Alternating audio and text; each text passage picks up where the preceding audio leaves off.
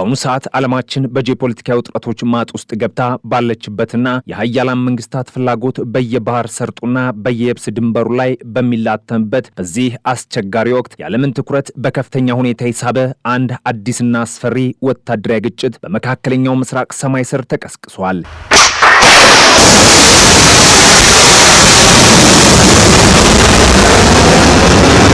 ይህ ቀውስ የተከሰተው ደግሞ የዓለም የነዳጅ ፍሰት ደም ስር ተብሎ በሚጠራውና እጅግ ስትራቴጂካዊ በሆነው የሆርሙዝ የባህር ሰርጥ ላይ ነው። ይህ ጠባብ የውሃ መስመር ለዘመናት የኃይል ፉክክር መድረክ ሆኖ ቢቆይም አሁን ግን በአሜሪካና በኢራን መካከል ያለው ፍጥጫ ወደ ቀጥተኛ የተኩስ ልውውጥና ወደ ወታደራዊ እርምጃ ተሸጋግሯል። ይህ በሁለቱ ሀገራት መካከል የተፈጠረው ግጭት ሰላም የራቀው ቀጠና ይበልጥ ወደ ጦርነት አዘቅት ውስጥ ሊከት የሚችልና የዓለምን ኢኮኖሚ ሰንሰለት ሊበጣጥስ የሚችል አደገኛ ስንኮፍ ሆኖ ብቅ ብሏል። የግጭቱ መነሻ የሆነው ትላንት አመሻሽ የተከናወነው ክስተት ነው።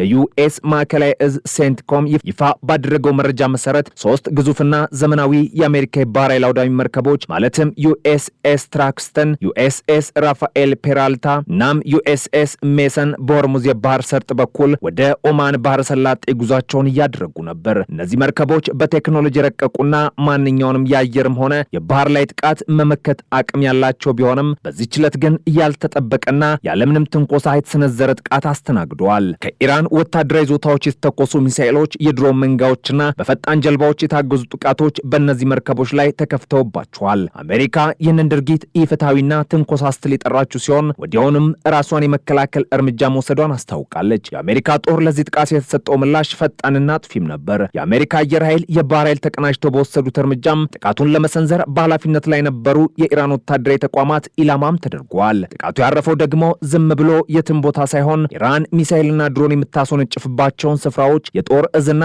የቁጥጥር ማዕከላትን እንዲሁም የስለላና የክትትል ተቋማትን ነው። የአሜሪካ ባለስልጣናት እንደገለጹትም እነዚህ ተቋማት የአሜሪካን መርከቦች እንቅስቃሴ ለመከታተልና ጥቃት ለማድረስ ዋነኛ መሳሪያ ሆነው ሲያገለግሉ የቆዩ ናቸው። ጥቃቱ በዋነኝነት በባንደር አባስና በቀሽም ደሴት አካባቢ ባሉ ወታደራዊ ስፍራዎች ላይ ያተኮረ እንደነበር ሲኤንኤን ዘግቧል። ይህ በሁለቱ ኃይሎች መካከል የተደረገው የተኩስ ልውውጥ ለወራት ያህል በሁለቱ ሀገራት መካከል የነበረውን በየጊዜው እየፈረሰ ያለው የተኩስ አቁም ስምምነት አደጋ ላይ ጥሎታል። የሚገርመው ግን ይህ ግጭት በተከሰተ ማግስት ፕሬዚዳንት ዶናልድ ትራምፕ በሰጡት መግለጫ አውዱን ይበልጥ አሙቀውታል። ትራምፕ በራሳቸው የማህበራዊ ሚዲያ ገጽ ላይ ባሰፈሩት መልእክት የአሜሪካ ጦር የኢራንን ጥቃቶች እንዴት በቀላሉ እንዳመከነ በስድ ንባብ መልክ ገልጸውታል። ወደ መርከቦቻችን የተኮሱ ሚሳኤሎች በቀላሉ ተመተዋል፣ ድሮኖችም በአየር ላይ እንዳሉ ተቃጥለው አመድ ሆነዋል ብለዋል። ትራምፕ ድሮኖችን ተመተው ወደ ውቅያኖስ ሲወርቁ የነበረው ሁኔታ ሲገልጹ ልክ እንደ ቢራቢሮ ወደ መቃብሯ በውበት ስትወርድ በማለት በጦርነት መሃል ያለ ግጥሚያ አገላለጽ ተጠቅመዋል። የአገላለጻቸው የአሜሪካን ወታደራዊ የበላይነት ለማሳየትና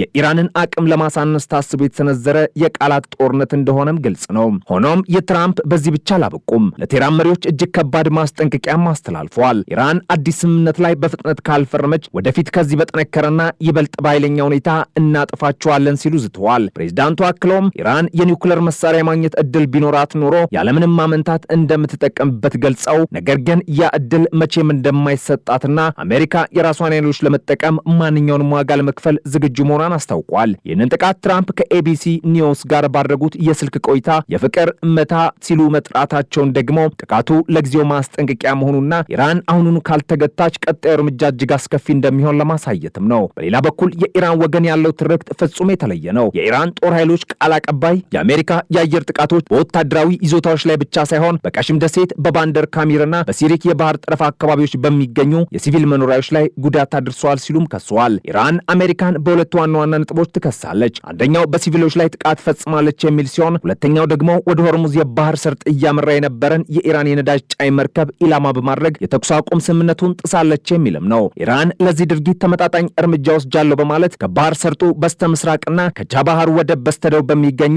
የአሜሪካ ወታደራዊ መርከቦች ላይ ጥቃት መሰንዘሯን በመንግስት መገናኛ ብዙሃን በኩል በቪዲዮ መግለጫ ይፋ አድርጋለች። የግጭት ከመከሰቱ አንድ ቀን ቀደም ብሎ የተፈጠረ ሌላ ክስተትም ለውጥረቱ መባባስ እንደ ምክንያት ይጠቀሳል። የአሜሪካ ጦር በኦማን ባህረ ሰላጤ ላይ የነበረን ኤምቲ ሐሰን የተባለ የኢራን ሰንደቅ ዓላማ የጫነ የነዳጅ መርከብ ወደ ኢራን ወደብ ለመግባት ሲሞክር በአውሮፕላን ተኩሶ እንዲቆም ማድረጉን ተዘግቧል። አሜሪካ መርከቡን በተደጋጋሚ ያስጠነቀቀች ሲሆን ትዕዛዙን ባለመቀበሉ ምክንያት የአውሮፕላን ጥይቶች የመርከቡን መሪ እንዲመቱ ተደርጎ ከጥቅም ውጭ ሆኗል። አሜሪካ ይህን እርምጃ የወሰደችው መርከቡ በአሜሪካ የተጣለውን የባህር ላይ እገዳ በመጣሱ እንደሆነም ገልጻለች። ይህ ክስተት ደግሞ የኢራንን ቁጣ ቀስቅሶ ለሐሙሱ ጥቃት መንገድ ሳይጠርግ እንዳልቀረም ይገምታል። በሆርሙዝ የባህር ሰርጥ የተከሰተው ወታደራዊ ውጥረት ደግሞ በፖለቲካዊ ፍላጎቶችና በኃይል ፍልሚያ ውስጥ የዓለም ሰላም ምን ያህል ተሰባሪ መሆኑን ያሳያል። የሁለቱ ሀገራት የመከላከያ ኃይሎች በትኩረትና በንቃት አንዳቸው የሌላኛውን እንቅስቃሴ እየተከታተሉ ባሉበት በዚህ ሰዓት ዓለም በቀጣይ ምን ሊፈጠር ይችላል በሚል ስጋት ውስጥ ሆና ውጤቱን እየጠበቀች ትገኛለች። የሚሳኤልና የድሮን ጥቃቶች፣ የባህር ላይ እገዳዎችና የቃላት ጦርነቶች ተደምረው መካከለኛው ምስራቅን ወደ ግለት ማማ ላይ አውጥተውታል። አሜሪካ ሁኔታውን እንዲባባስ አንፈልግም ብትልም የጦር መርከቦቿ ግን ለከፋ ጦርነት ዝግጁ ሆነው የባህር ሰርጡን እያቆራረጡ ነው። የኢራን ወታደራዊ ተቋማት መመታታቸውና ትራምፕ የሰጡት ግልጽ ማስጠንቀቂያ የዚህን ግጭት አደገኝነት ከምንጊዜውም በላይ አጉልቶታል። በቀጣይ ቀናት የሚኖረው ዲፕሎማሲያዊ እንቅስቃሴ ወይም ተጨማሪ ወታደራዊ እርምጃ የዚህን ታሪካዊ ፍጥጫ መጨረሻ የሚወስንም ይሆናል። የውጥረቱ ሌላኛው ምዕራፍ የተጀመረው በተባበሩት አረብ ኤምሬትስን በኩል ነው። የኤምሬትስ መከላከያ ሚኒስቴር ዛሬ ማለዳ ባወጣው መግለጫ በአገሪቱ ላይ የተሰነዘሩ የሚሳኤልና የድሮን ጥቃቶችን የአየር መከላከያ ስርዓቱ በተሳካ ሁኔታ ማክሸፉን አስታውቋል። የጥቃት የተፈጸመው አሜሪካ በሆርሙዝ የባህር ሰርጥ የሚገኙ መርከቦቿ ላይ የተሰነዘረውን ጥቃት ማክሸፏንና በአጸፋው የኢራን ወታደራዊ ይዞታዎችን መምታቷን ካወጀች ከጥቂት ሰዓታት በኋላ ነው። ኤምሬትስ ለዜጎቿ በሰጠችው ጥብቅ መመሪያ በአየር ላይ ከተመቱ ድሮኖች የሚረግፉ ፍርስራሾችን እንዳይነኩና ፎቶ እንዳያነሱም አሳስባለች። ምንም እንኳን እስካሁን በኤምሬትስ በኩል የደረሰ የህይወት መጥፋትም ሆነ የንብረት ውድመት ባይኖርም ጥቃቱ ግን ግጭቱ ከሁለቱ ሀገራት አልፎ ወደ ጎረቤት ሀገራት መጋባቱን የሚያሳይ አደገኛ ምልክት ነው። ይህንን አስፈሪ ግጭት ለማርገብ የዲፕሎማሲው ጥረትም ቢሆን በከፍተኛ ፍጥነት እየተከናወነ ነው። ፓኪስታን በዚህ ሂደት ውስጥ ዋነኛውን የአስታራቂነት ሚና እየተጫወተች ትገኛለች። የፓኪስታን የውጭ ጉዳይ ሚኒስትር ኢሳቅ ዳር ከኢራኑ አቻቸው አባስ አራክቺ ጋር በስልክ መነጋገራቸውንና ስምምነቱ ሳይዘገይ በቅርቡ እንደሚፈረም ያላቸውን ተስፋም ገልጸዋል። የፓኪስታን ጠቅላይ ሚኒስትር ሻህባዝ ሸሪፍ በበኩላቸው ጦርነቱን ለማስቆም ከቴህራንና ከዋሽንግተን ጋር ቀን ከሌሊት ግንኙነት እያደረጉ መሆናቸውን በቴሌቪዥን በሰጡት መግለጫም አረጋግጠዋል። ሆኖም ግን የቃላት ጦርነቱና ወታደራዊ እርምጃው ከዲፕሎማሲያዊ ፍጥነት ቀድሞ እየረመጠም ይገኛል። በኢራን ወገን ደግሞ ሁኔታው ይበልጥ ወደ ኃይል ቁጥጥር እያመራ ነው። ኢራን በሆርሙዝ የባህር ሰርጥ ላይ የሚያልፉ መርከቦችን ለመቆጣጠርና ቀረጥ ለመጣል የሚያስችል አዲስ የመንግስት ተቋም መመስረቷን የባህር ላይ መረጃ ሰጪ ድርጅቶች ዘግበዋል። ፐርሺያን ገልፍ ስትሬት አውቶሪቲ የተሰኘው ይህ አዲስ ተቋም በባህር ሰርጡ የሚያልፉ መርከቦች